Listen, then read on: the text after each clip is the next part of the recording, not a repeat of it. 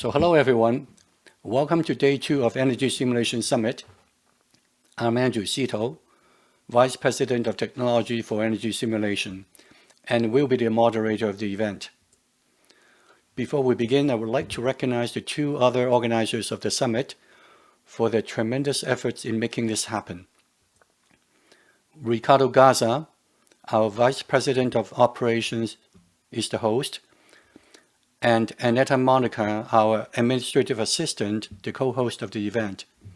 They'll be at the mission control today, working behind the scene to ensure smooth operation of the event. To our attendees, please note that you are set to listen and view-only mode. If you move your cursor near the bottom of the Zoom screen, a menu bar should appear where you could click and do the following: from left to right, audio settings to change audio input and adjust volume.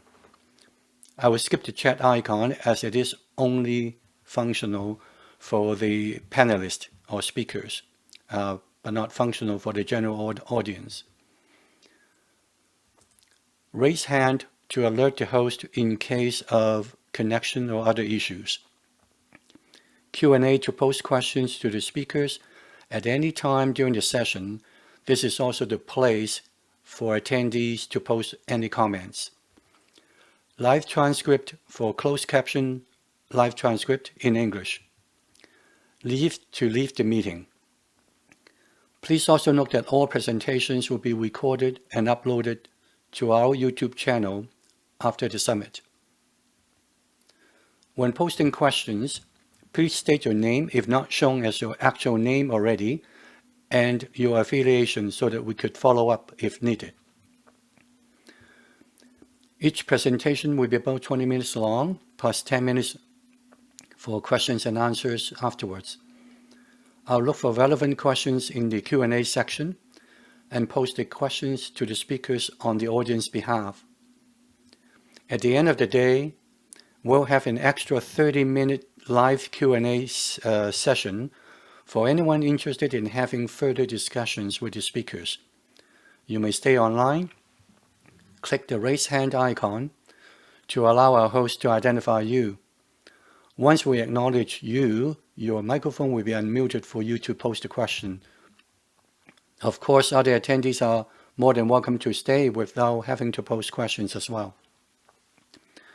If there's still unanswered questions because of time limitation, we would forward them to the speakers to address individually by email after the summit.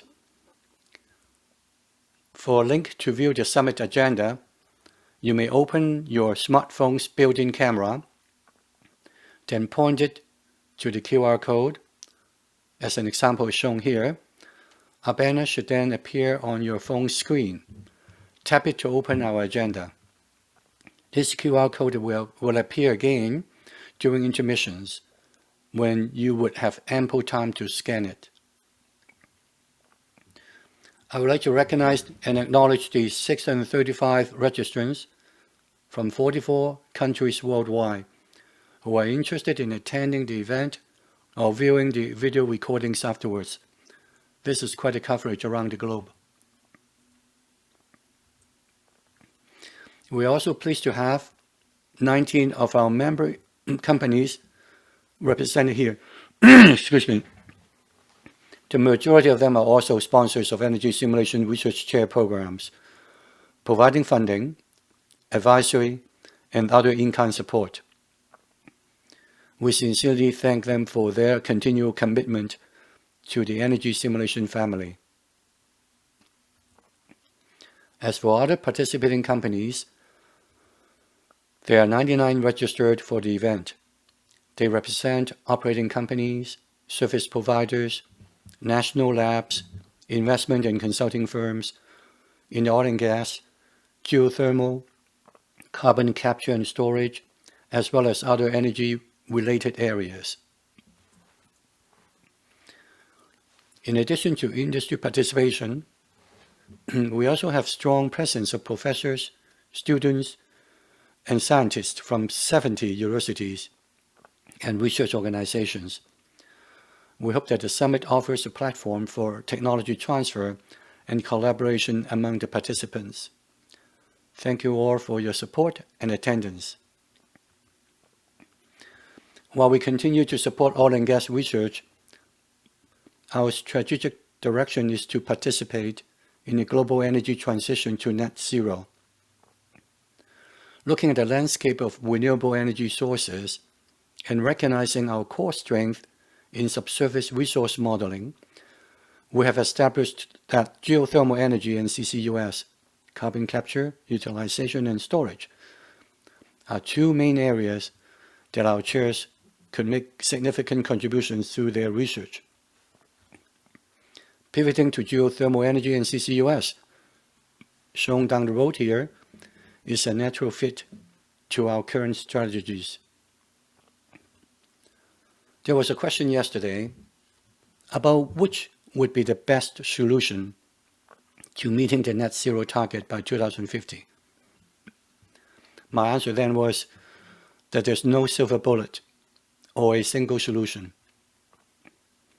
The solutions would depend on the suitability of the technology applications for the resources available, the economic incentives for investments, environmental, social, and governance considerations, and government policies and regulations. It's not as simple as spinning the wheel of fortune and hope for the best. Yesterday, we also had a poll question for the audience asking which of the following you believe will play a big role in energy transition to net zero. The two choices were geothermal energy and CCUS. The results were 30% geothermal energy, 70% for CCUS.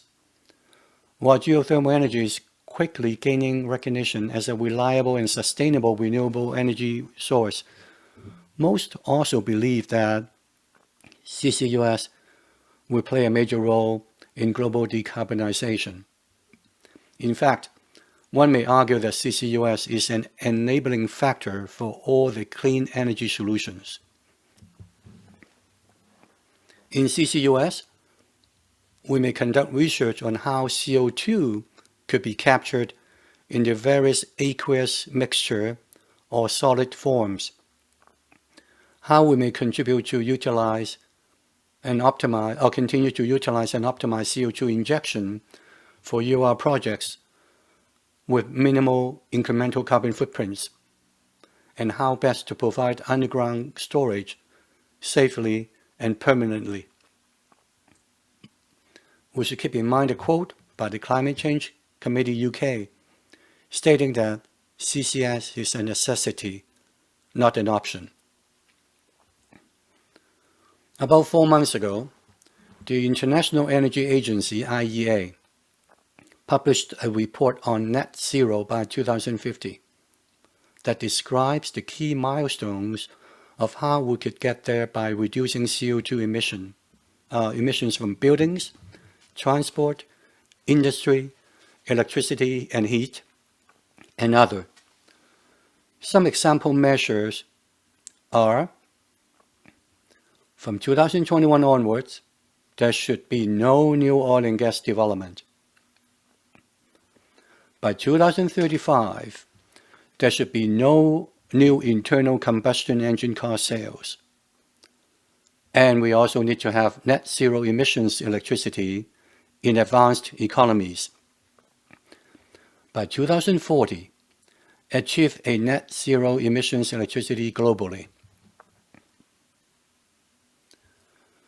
So in 2020, global economies emitted about 34 gigatons of CO2, but only captured 0.04 gigatons, which is 40 megatons, which is only 0.1%.